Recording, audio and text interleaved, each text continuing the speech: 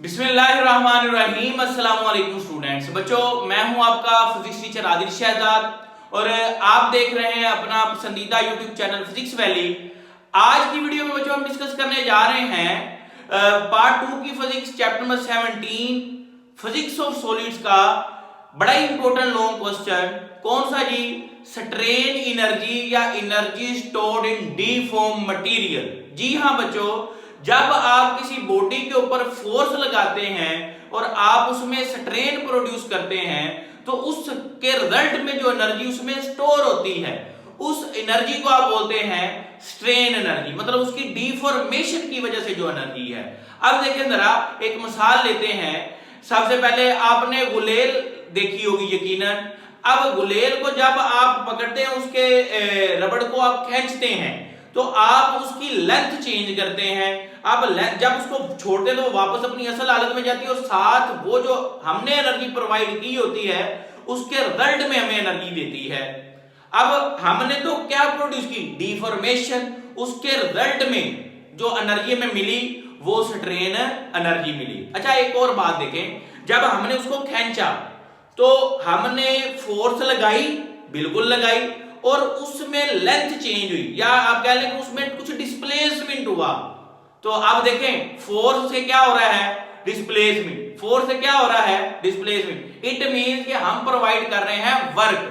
हम क्या कर रहे हैं? वर्क। और उस वर्क के नतीजे में हमें बच्चों क्या मिल रहा है? ये मिल रहा है स्ट्रेन एनर्जी। आज हमारा यही टारगेट है और इसी चीज को हमने अंडरस्टैंड करना है कि हम जो वर्क अप्लाई करेंगे मटेरियल को डिफॉर्म करने के लिए वो अपीयर हो जाएगा उसकी एनर्जी के तौर पे। ठीक हो गया बच्चों? अब देखिए जरा, सपोज दैट आपके पास यहां पे एक अदद रोड है जिसकी लेंथ क्या है? L है। इसको आपने यहां पे बांध दिया किसी दीवार के साथ, सपोर्ट के साथ। फिर आप क्या करते हैं? इसके साथ कोई वेट बांध देते हैं जी, मैश इसका कह लें, या कह लें कि आप फोर्स अप्लाई कर रहे हैं। ये स्ट्रेच होगा। ये अगर स्ट्रेच होता है और इसकी लेंथ यहां से बेटे बढ़ के क्या हो जाती है? थोड़ी सी चेंज हो जाती है, L डैश हो जाती है। और इसमें चेंज लेंथ क्या आएगा? ओरिजिनल माइनस ये चेंज। ठीक हो गया? अब बेटे ये जो चेंज इन लेंथ है इसको देखें। ये इसमें इंक्रीमेंट आया है, ये डिस्प्लेसमेंट हुआ। तो हम कह सकते हैं F और D, ये डिस्प्लेसमेंट, ये क्या हमने किया है? वर्क किया है। अब देखिए स्ट्रेन एनर्जी की डिफाइन क्या मैंने लिखी है?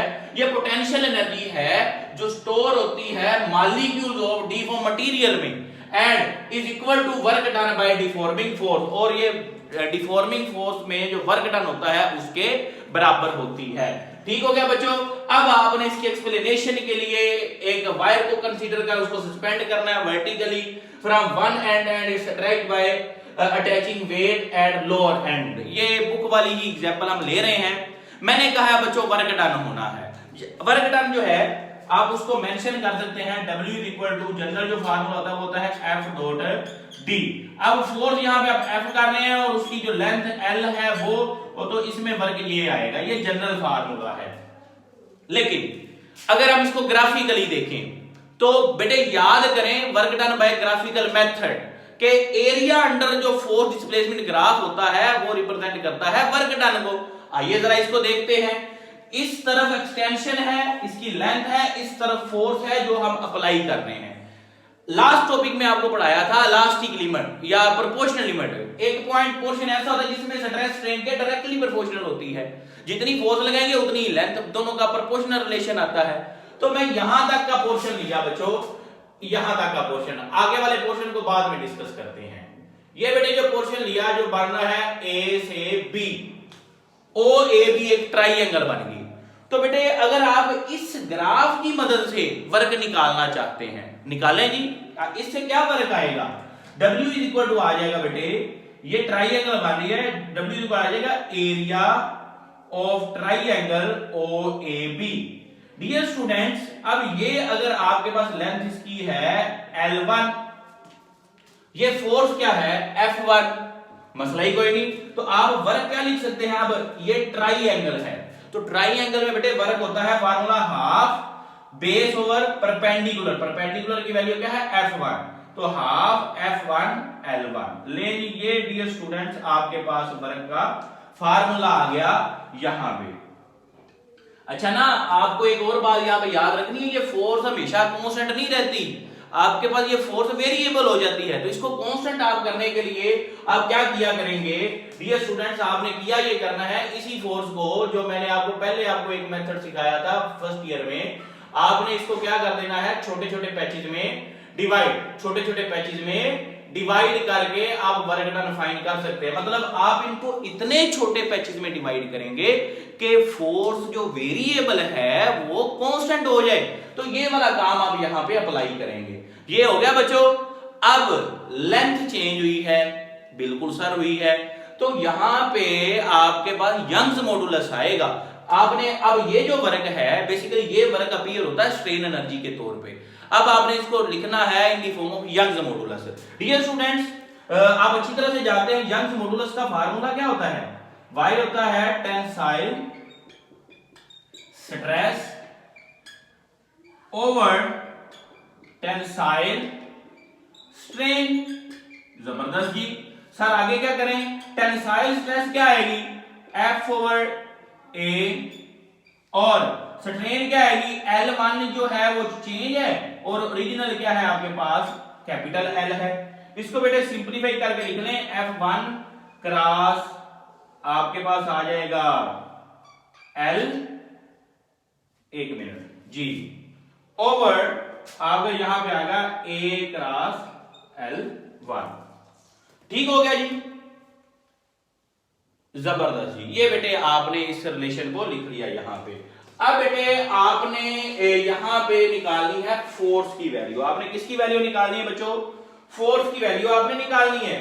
तो y आपके पास मौजूद है, आप F1 की वैल्यू यहां पे निकाल लें। ये बेटे हो जाएगा y हो गया F1 हो गया कितना, YAL1 ओवर आपके पास आ गया कैपिटल L। जबरदस्त जी बेटे, ये आपके पास वैल्यू आ गई F1 की। F1 जो आपने फर्स्ट फोर्स ये ले रहे हैं यहां तक, ये जो फोर्स ले रहे हैं, ठीक हो गया। अब क्या करें सर जी, अब बेटे आप इस वैल्यू को, इस फार्मूले को आप पुट कर दें, पुट इक्वेशन 2 इन इक्वेशन 1। क्या बात है जी बच्चों, सर ये अभी हो गया। आप करें जरा, W आ गया बेटे, W आ गया हाफ, और F1 की जगह पे क्या पुट करेंगे, YAL1 ओवर L, और साथ में बेटे आपके पास यहां पे मल्टीप्लाई हो रहा है एक और L1। तो आप डियर स्टूडेंट इसको क्या लिख सकते हैं, हाफ YAL1 का square over capital L। L1 जो है बेटे ये चेंज इन लेंथ है, आप इसको चेंज इन लेंथ की फॉर्म में लिख।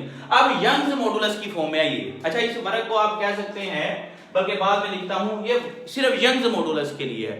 भाई आपके पास शियर मॉडुलस की फॉर्म में भी हो सकती है, वॉल्यूमेट्रिक बल्क मॉडुलस की फॉर्म में भी हो सकती है। अब आप इसको जनरल लिख सकते हैं इन the form of elastic modulus, modulus of elasticity की फॉर्म में। तो y की जगह पे जस्ट क्या पुट कर दें, EAL1 स्क्वायर ओवर L। ले जी बच्चों, ये आपके पास आगे स्ट्रेन एनर्जी, ये वर्क क्या है बेसिकली स्ट्रेन एनर्जी है। ये बच्चों क्या है, strain energy half EAL1 square over capital L। ले जी बच्चों, ये रिलेशन आ गया आपके पास स्ट्रेन एनर्जी का। वाह क्या बात है। अब बेटे ना आप एनर्जी डेंसिटी भी फाइंड कर सकते हैं। क्या कर सकते हैं, एनर्जी डेंसिटी, एनर्जी डेंसिटी। अब डियर स्टूडेंट जो एनर्जी डेंसिटी होती है ना, ये आपके पास आएगी एनर्जी पर यूनिट वॉल्यूम। क्या आएगी, एनर्जी डेंसिटी किसकी इक्वल आएगी, एनर्जी पर यूनिट वॉल्यूम। अब ये जो एनर्जी का फार्मूला है बेटे यहां पे, ये वाला फार्मूला, ये जो आपने लिखा हुआ है, ये वाला फार्मूला, ये क्या लिखा हुआ बेटे आपने यहां पे,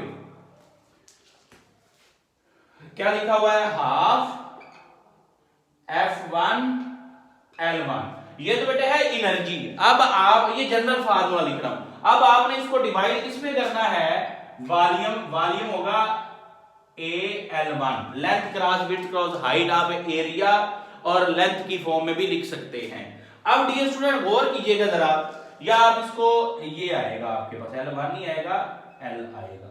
वॉल्यूम बच्चों आप जानते हैं होता है length cross width cross height, ये मैंने वो लिखा है। तो जरा गौर तवज्जो फरमाइएगा इसी फार्मूले पे। ये बेटे फार्मूला आपके पास आ गया एनर्जी डेंसिटी बराबर आ गया हाफ F1/A और साथ L1/L। ये तो बेटे आपके पास बन गई force per unit area stress, ये आपके पास बन गई चेंज इन लेंथ और ओरिजिनल लेंथ, तो ये आपके पास आ गया हाफ स्ट्रेस मल्टीप्लाई स्ट्रेन। तो ये बेटे रिलेशन बनता है एनर्जी डेंसिटी के लिए, किसके लिए, एनर्जी डेंसिटी के लिए। अब बेटे एक और बात के साथ ये पोर्शन को तो आपने यूज ही नहीं किया।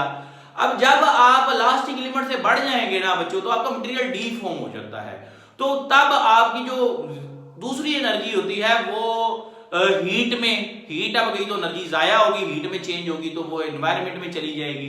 तो आपकी एनर्जी जो है वो हीट में, साउंड में, इस तरह के या बाउंड्स को ब्रेक करने में यूज हो जाएगी, आपको वो दोबारा से एनर्जी नहीं मिलेगी। तो ये बेटे कोशिश मैंने की आपको आसान करके टॉपिक दिया जाए, अहम टॉपिक है, इसको अच्छे तरीके से तैयार करें।